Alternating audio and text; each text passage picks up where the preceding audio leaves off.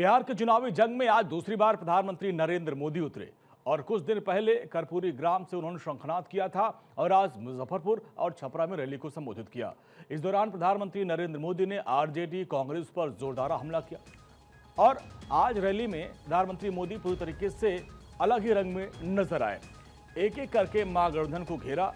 PM Modi ने RJD Congress की पहचान 5 शब्दों से कराई: कट्टा, क्रूरता, कटुता, कुशासन और करप्शन, और कहा कि ये जंगल राज को लौटाएंगे तो फिर बिहार अंधेरे में डूब जाएगा। दूसरा प्रहार उन्होंने छठ पूजा पर टिप्पणी करने को लेकर किया और कहा कि बिहार की आस्था का अपमान ये कभी भी बर्दाश्त बिहार नहीं करेगा।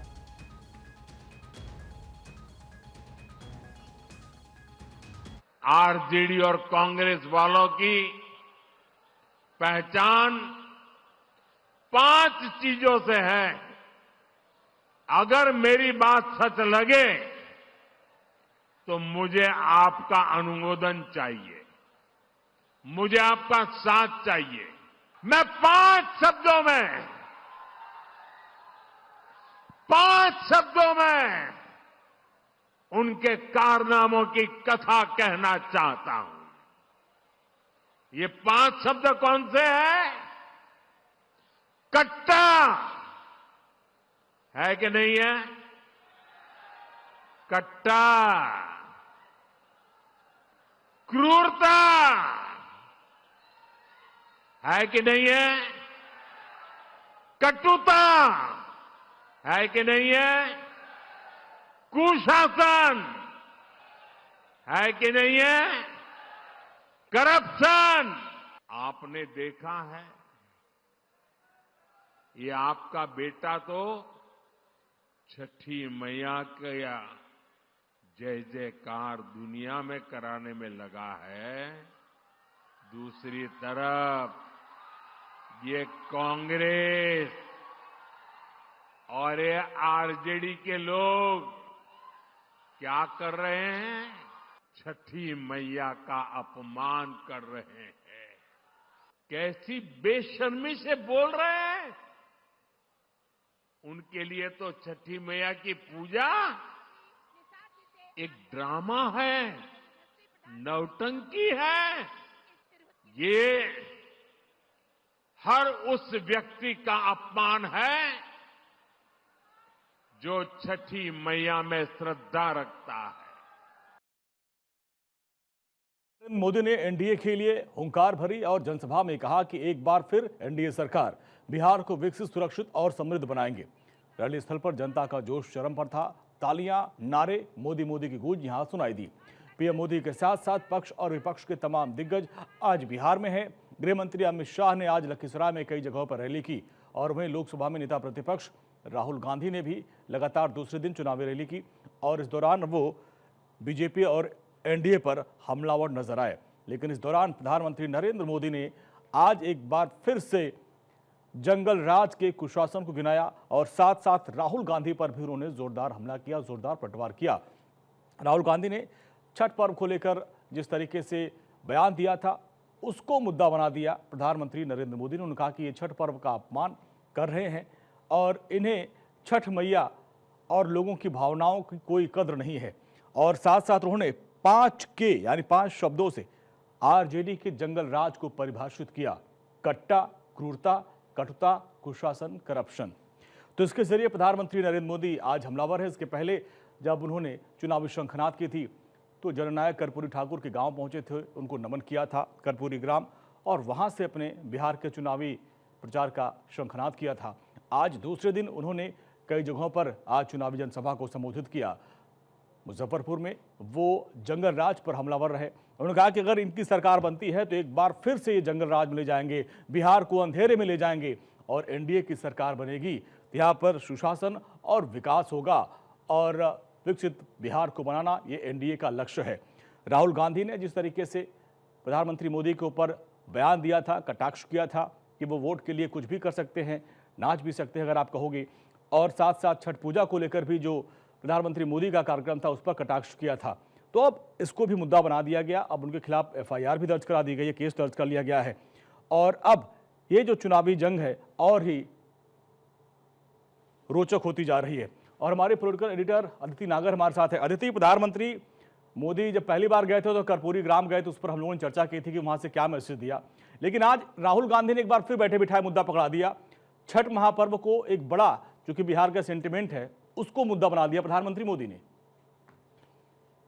देखिए, ये सेंटिमेंट किस तरीके से उन्होंने, जब आज वो मुजफ्फरपुर और लगातार जब वहां पर गए तो उन्होंने कैसे कहा कि लीची के साथ साथ उन्होंने कहा कि जब मैं यहाँ आता हूँ तो मुझे यहाँ की मिठास खींच लाती है, और ये भी कहा कि क्योंकि आप इतने मीठे हैं, मीठे से बात करते हैं।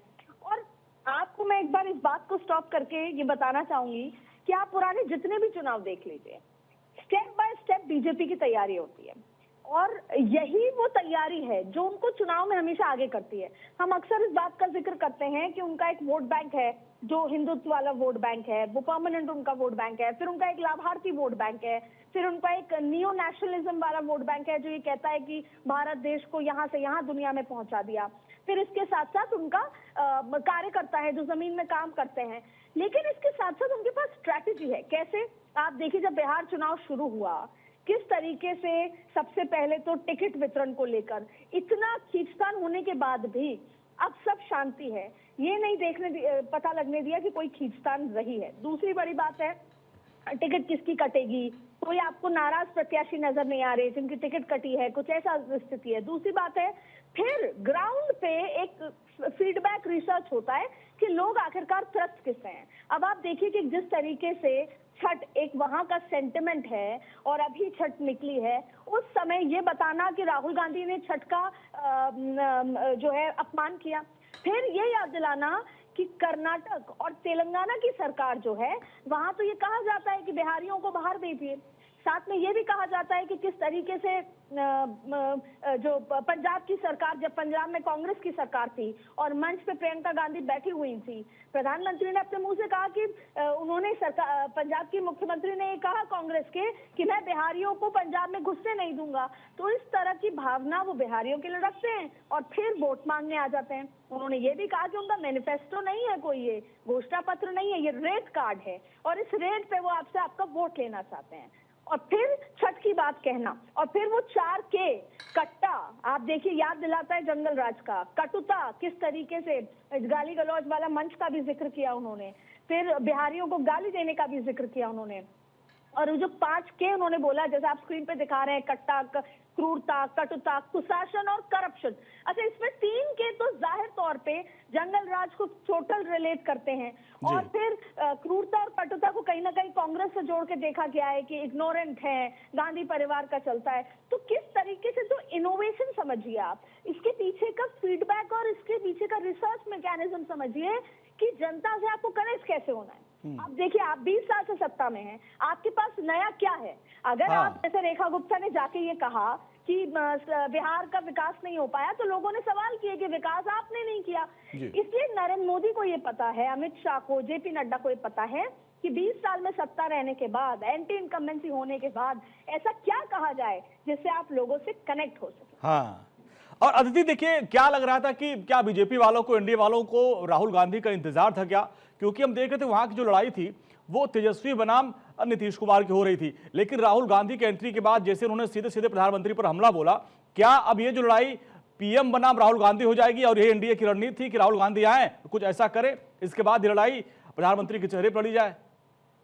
टेक्निकली यस, क्योंकि देखिए, आप जब देश में भी भले ही हो सकता है कि 11 साल की सरकार थी या भी 2024 का जब चुनाव था, तो एक वर्ग एंटी इनकम्बेंसी सरकार के साथ आती है जब सरकार नीचे आती है, या आप बेहतर तरीके से समझते हैं।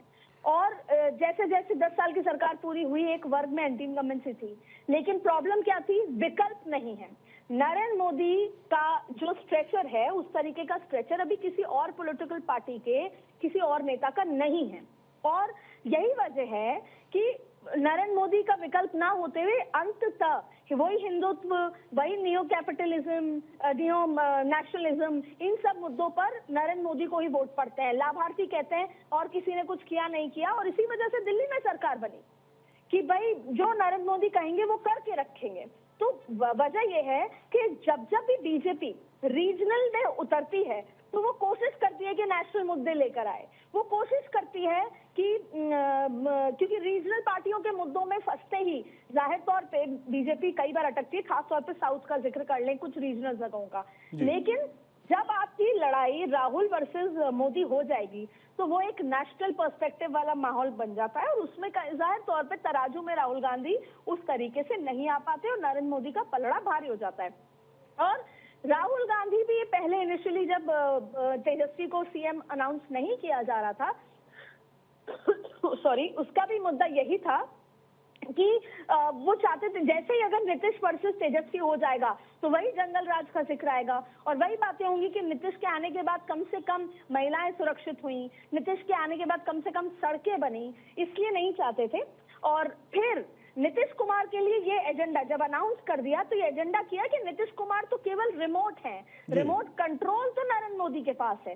तो महागठबंधन ने भी बिहारियों को ये समझाने की कोशिश की कि बाबा आप अगर ये सोचते हो कि आपके नीतीश बाबू दोबारा आ जाएंगे तो ऐसा नहीं है, इस बार कोई और आएगा और नीतीश कुमार तो इस बार केवल चेहरे के रूप में इस्तेमाल हो रहे हैं, असली रिमोट कंट्रोल पीछे है, उनको भी डिस्कनेक्ट। तो सबकी अपनी रणनीति के बीच में जब बात कट्टा, क्रूरता, कटुता, करप्शन की आ जाती है तो लोग कनेक्ट होते हैं, लोग याद करते हैं कि हाँ कैसे होगा। और फिर ये भी बात याद आती है, तो तमाम बातों के बीच में प्रधानमंत्री जो उनके लिए एक परसेप्शन बना हुआ है कि उन्होंने कहा है तो करके रहेंगे। तो आज उन्होंने कहा कि लीची, मखाना, मगध का पान ये आपकी पहचान है। फिर उन्होंने याद दिलाया कि बिहारियों के साथ कर्नाटक और तेलंगाना में कितना रेसिज्म होता है, या यूं कहा कि आप लोग को गाली तक दी जाती है। फिर कहा कि पंजाब के मुख्यमंत्री ने तो मंच पे कह दिया था, कांग्रेस के प्रियंका गांधी बैठी थी।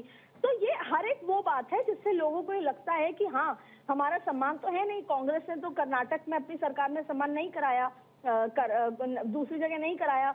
तो ऐसी स्थिति में डिफरेंसेस क्रिएट होते हैं। तो आज बिहार का जो चुनाव है वो अपने चरम पर है और ये पूरा चुनाव अब साइकोलॉजिकल गेम की तरह है कि आप लोगों की साइकोलॉजी को कैसे पढ़ के पकड़ के उसको अपनी तरफ वोट डाइवर्ट कर सकते हैं।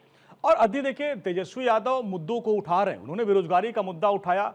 हालांकि जब उन्होंने ये कह दिया कि भाई हम हर एक परिवार को एक नौकरी देंगे, वो भी सरकारी नौकरी, और जब उनसे पूछा कि भाई 2,80,00,000 परिवार लगभग है तो कैसे आप दे पाओगे, अब इसको एनडीए मुद्दा बना रहा है। हालांकि शुरुआत उन्होंने वो मुद्दों पे बात कर रहे हैं, वो प्रधानमंत्री मोदी पर डायरेक्ट हमला नहीं कर रहे हैं, राहुल गांधी की तरह मुद्दों पे बात कर रहे थे, लेकिन ये मुद्दा भी एनडीए ने हड़प लिया कि भाई आप कैसे दे पाओगे, इसका मतलब आप सिर्फ झूठे वादे दिखा रहे हैं। आज प्रधानमंत्री ने भी उस पर कटाक्ष किया।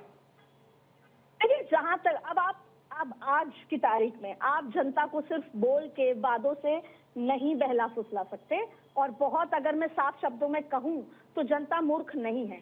फिर भी मैं ये कहूंगी कि ये वही जनता है जो कोई बड़ी स्कॉर्पियो की गाड़ी में 10 नेताओं के साथ जब कोई नेता आता है 10 कार्यकर्ताओं के साथ, तो वो आज भी बाहर निकल आती है अपने गांव घरों से, उसको देखती है। वही जनता को ये सवाल करना था कि तुमने ये कहा था ये पूरा नहीं किया। तो इसमें बहुत बड़ा मुद्दा, जब जनता ये कहती है कि वादों को पूरा नहीं करते तो उसके पीछे है कि जनता सवाल पूछना भूल जाती है, और खास तौर पर जब चुनाव में नेता आते हैं तो सवाल पूछे। ये तो बात है जनता को लेकर।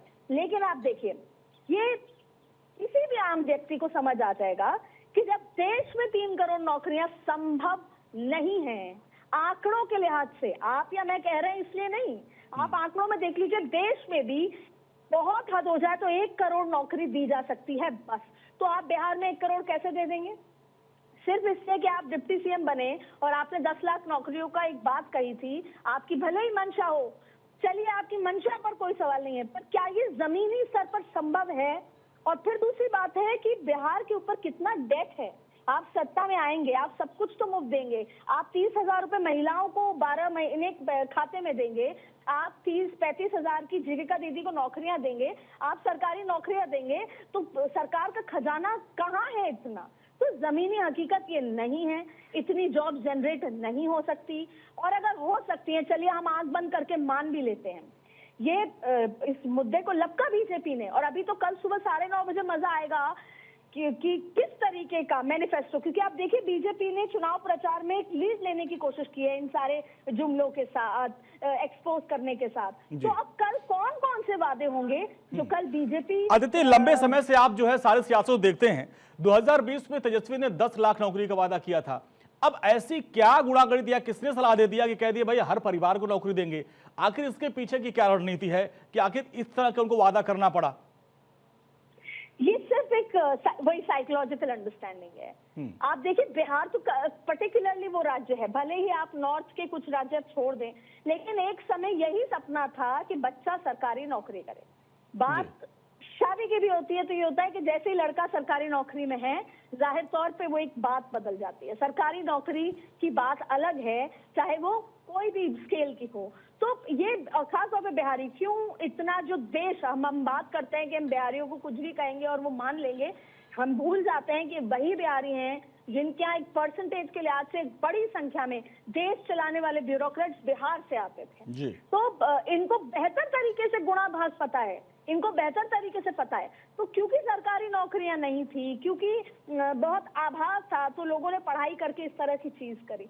तो सवाल ये है कि उनको ये लगा कि जो एक आम आदमी चाहता है कि मेरे घर में एक व्यक्ति तो सरकारी नौकरी हो, जिससे कि लाइफ लॉन्ग ये टेंशन खत्म, पेंशन की बात आ जाएगी। तो वो एक सेंटिमेंटल मुद्दा है। लेकिन आज की तारीख में जब तक आप रोड मैप नहीं दे रहे हो, जब तक आप ये नहीं बता रहे हो कि कितनी कंपनीज, चलिए सरकारी नहीं भी दे सकते, हर एक घर में चलिए नौकरी भी दे देंगे, तो कितनी कंपनीज आएंगी। मैं आपको एक उदाहरण के तौर पे बताती हूँ।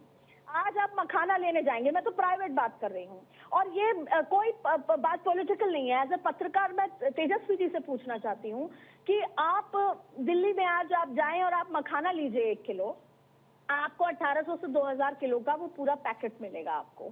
और मखाने बोर्ड बनाया बीजेपी ने, बात सब कुछ सही है, लेकिन आप गांव में जाइए, आप गांव में मखाने, ना तो वहां पे स्टोरेज का कोई सिस्टम है, और आप यकीन मानिए 80 रुपए से 1 रुपया ज्यादा मखाना नहीं मिलता है। 80 रुपए किलो की उनको किसानों को इसके भुगतान मिलता है। और कई बार जब उनके पास स्टोरेज नहीं होती कि कहाँ रखेंगे क्योंकि मखाना खराब हो जाता है, तो वो 50 रुपए किलो में दे देते हैं। और दिल्ली बॉम्बे में कितना रुपए किलो बिक रहा है। सवाल ये है कि जब आपको पता था कि किसी भी पार्टी को, ये सवाल बीजेपी से भी है, जेडीयू से भी है, कि जब आपके पास जिसे कहते हैं कि सीमांचल का काला हीरा है जो ना सिर्फ देश पूरे विश्व में प्रचलित है, तो आपने उसके लिए स्टोरेज तक नहीं बनाया। तो ये सवाल है। तो अभी ना ही सरकारी ना ही प्राइवेट नौकरियों का कोई रोड मैप है।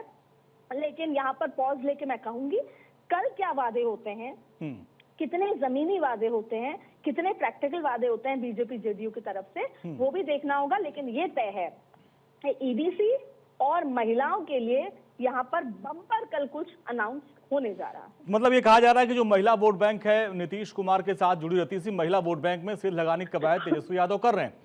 तो अब इसमें जब राहुल गांधी की भी एंट्री हो चुकी है और आज प्रधानमंत्री ने कह दिया भाई 2 युवराज हैं, जो इनका गठबंधन है वो तेल और पानी की तरह है, यानी मिलता नहीं है, ऊपर ऊपर तैरता रहता है।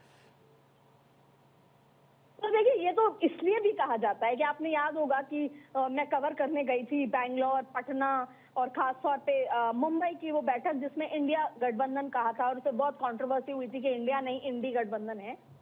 वो कहाँ है? ममता बनर्जी कितना अग्री करती है राहुल गांधी से। दूसरा आप देखिए कि केरला में आप सीपीएम सीपीआई से अलग बात है।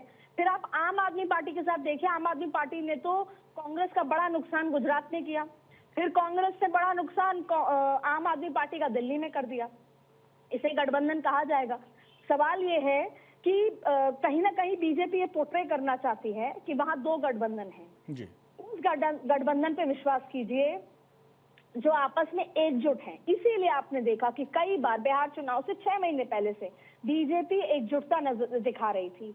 कभी चिराग पासवान किससे मिलने जा रहे हैं, ऐसा नहीं है कि खींचतान नहीं हुई, मांझी ने सोशल मीडिया पे लिखा नहीं हो, लेकिन एकजुटता दिखाने का प्रयास आपको संसद भवन में भी दिखा। और वही कोशिश महागठबंधन ने करी, या वही कोशिश विपक्ष ने करी कि कई मुद्दों पर पार्लियामेंट में रहे। यही एकजुटता और वो की बात वहां डिकोड की जा रही है कि वो लोग तो ऑयल और पानी की तरह है, तेल पानी की तरह, वो एक हो ही नहीं सकते, तो आपका क्या भला करेंगे।